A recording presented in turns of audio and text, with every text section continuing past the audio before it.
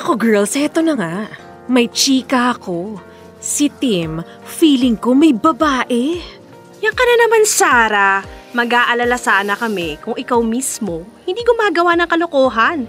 Nung nakaraan lang, ini-stalk mo na naman yung ex mo. Tapos hindi ka pa nakontento. Nag-DM ka pa. True yan, girl. Kaya kung naglolo ko man si Tim, I guess it's a match made in karma. Ay, nako.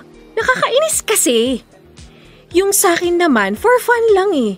Pero paano kung nahulog na si Tim sa iba, diba? Di for fun lang din yun. Bagay nga kayo. Parehong kalad ka rin. Oh, ikaw naman, Celine. Kumusta kayo ni Anjo? Okay naman, I guess. Medyo wala lang kaming oras sa isa't isa lately. Kanya-kanya kami ng business. Siguro ganun talaga kapag tumatagal na. Stable, pero medyo bland. Ay nako girl, magkakampante. Baka may iba na yung si Anjo. Tigilan mo nga ako, Sarah. Hindi lahat ng lalaki tulad ni Tim. At hindi dahil busy, nangangaliwa na. Sus, baka may bago na kamo. Ewan ko sa inyong dalawa. Palagi na lang kayong tamang hinala. Ikaw naman, Miss Single? Kailan mo balak mag-commit? As if forever single ka na ata, Jessie. Not anymore. OMG! So, sino itong maswerteng lalaki? Kating-kating na akong ikwento sa inyo. Pero ayoko ma-jinx. Si Ian. Ian? Wait. Pogi ba? Oo naman. Ako pa ba? Kailan pa to? Last week lang. So, kailan mo kami papakilala? Chill! Kakasagot ko lang sa kanya. Bigyan niyo naman siya ng space huminga. Isa pa, gusto ko munang makilala yung family niya bago ko kayo isabak. Teka. Family mo naman kami ah. Oo nga. Don't worry. Isisat natin yan soon. Okay. Basta sabi mo yan ah. Anyway, congrats girl! Finally, binuksan mo ulit ang puso mo. Correct! Hoy, siguraduhin mo lang ha. Nakilala mo ng mabuti ang si Ian. Baka hindi kayo pareho ng values. Values? Importante ba yun? Oo naman no. Siyempre. Ano to, basta pogi siya tapos maganda ka, solved na? Nalimot mo yatang dyan ako nagkamali dati. Ay nako, kung saan ka masaya, Jessie, huwag kang magpapastress sa babaeng hindi rin perfect ang relationship. Oo, at makinig ka rin sa babaeng maraming naging experience. Alam ko na ang template ng mga ganyang lalaki.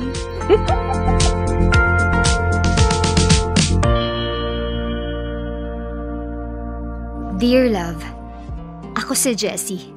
Yes, tama ang narinig niyo. Kakasagot ko lang sa boyfriend kong si Ian. 5 buwan pa lang kaming magkakilala at 2 buwan lang niya akong niligawan. Minsan napapaisip ako, match ba talaga kami? Masyado ba akong nagmadali? Nakilala ko ba siya ng sapat bago ko pumayag na maging kami? Kasi naman, etong si Sarah, binigyan pa ako ng dagdag iisipin. Pero kung tutusin, magkasundo naman kami ni Ian, lalo na kapag magkasama kami. Hindi lang siya basta mabait o sweet. May substance sa mga usapan namin. Ramdam ko na nakikinig siya at naiintindihan niya ako. Kaya minsan, naiisip ko, what could possibly go wrong?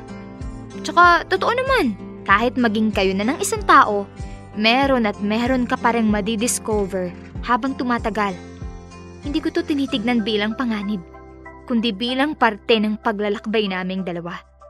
Positive ako sa magiging outcome ng relationship namin. Lalo na ngayon na excited na kaming pareho sa next step. Meet the family. Makikita ko na kung saan lumaki si Ian at makikilala ko na rin ang mga taong nagpalaki sa kanya. Excited ako. Pero mas lalo pang masaya ang mga magulang ko nang marinig nila na makikilala ko ng pamilya niya. Para bang hindi lang ako may bagong kabanata sa buhay. Pati sila, sumasabay din sa kwento.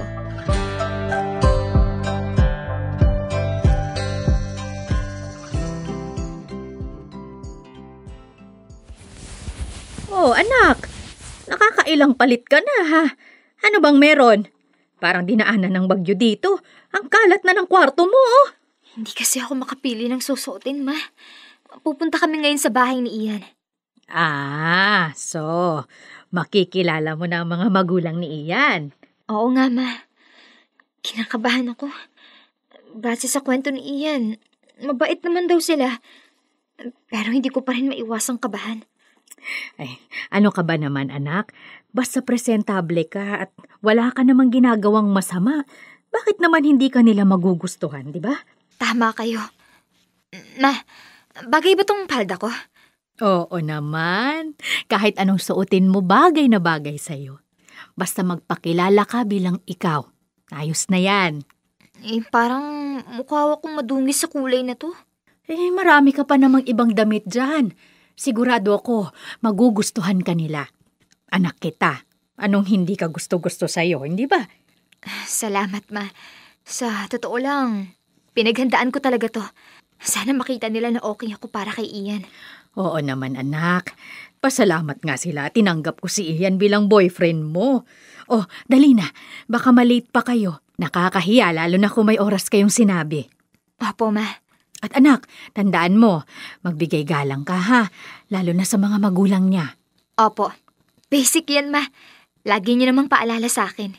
Oh, sige. Enjoy. Ingat kayo.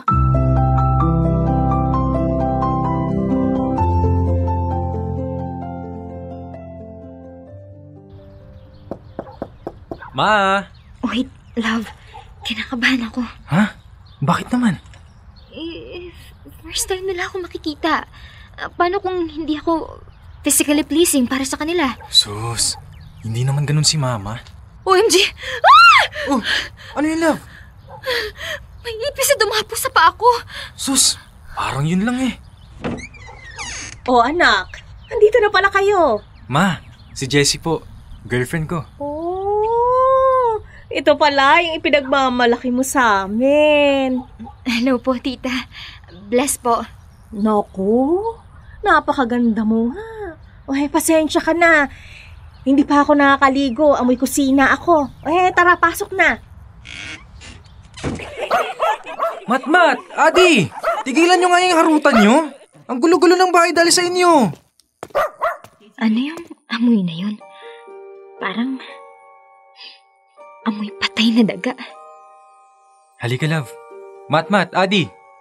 Siya si Ate Jessie, girlfriend ko. Girlfriend? Ew! Pwe! Kayo talagang mga bata kayo. Umakyat muna sa kwarto. Ikaw, Matmat, may tuyong laway ka pa sa pisngi. Ilang beses ko bang sasabing maghilamos ka? Panay kayo pakipaglaro sa aso. Magkakaamoy na kayo. Ay, naku talaga tong mga batang to. Pasensya ka na, Jessie, ha? Makukulit talaga itong mga kapatid ni Ian. Okay lang ho. Maupo ka muna sa sofa. Pupunta lang ako sa kusina para ipaghanda kayo ng makakain. Love, hindi ka ba maghubad ng sapatos? Baka marumihan yung carpet nyo. Ay, okay lang yan, love. Ganyan talaga dito. Pero may stain na yung carpet oh. At saka yung mga kapatid mo nakapaalang. Sanay na sila, love. Hayaan mo lang. Grabe. Hindi pa rin nawawala yung masangsang na amoy. Oh, gutom ka na ba? Medyo. Hindi talaga ako kumain para sulit ang luto ni tita. Sakto. Malamang maraming niluto si Mama. Love, pwede bang maki-CR? Oo naman. Halika, turo ko sa'yo.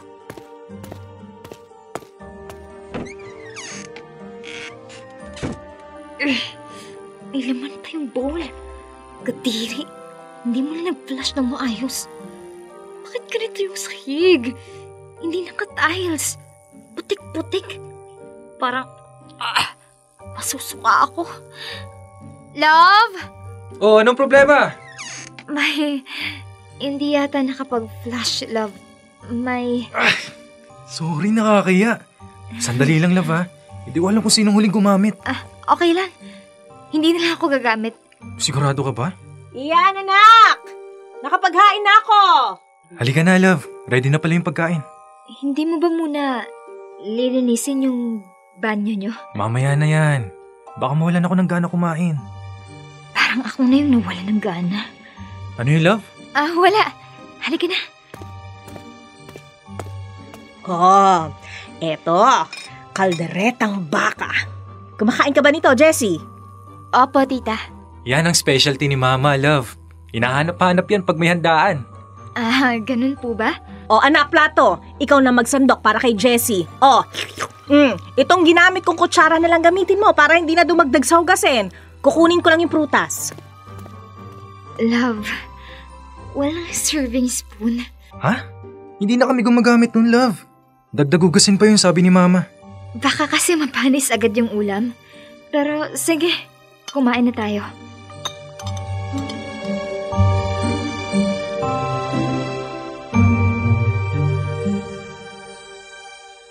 Masarap po ang kaldereta niyo, tita. Sabi ko sa'yo, love eh. Salamat, anak. Ako na ho magdadala ng pinagkainan ko sa lababo. Ako na, love. Sabay na tayo. Love, ano tong green stain sa lababo? Matagal na yan. Ewan ko kay Mama. Mukhang molds. Masama sa kalusugan yan. Hindi ko na pinapakailaman yan, love. Ganun ba? Halika, sa kwarto muna tayo. Ha? Okay lang ba? Oo, ayusin ko lang gamit ko. Tapos labas tayo para makapagkape.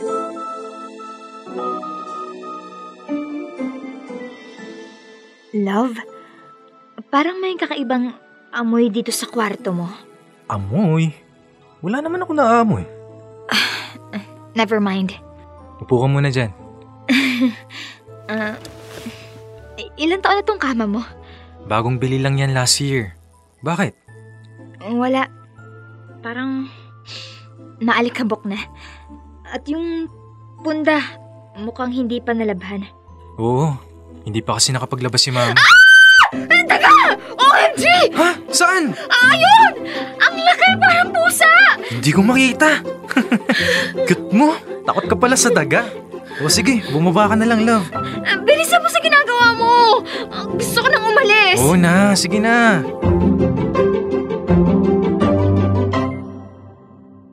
Dear love, sabihin niyo nang maarte ako. Pero para akong binulaga at binanlian ng dumi. Hindi ko kinaya. Mapanghi, malansa. Amoy na para bang kumapit na sa buhok at damit ko. Malagkit ang sahig. Bawat tiyapa ko parang may sumasama sa sapatos ko. Maalikabok ang bawat sulok.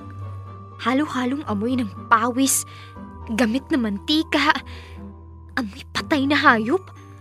Lahat ng bagay na hindi mo kakayaning tignan ng matagal. Hindi ako makahinga. Hindi ko inakalang ganun ang bahay nila.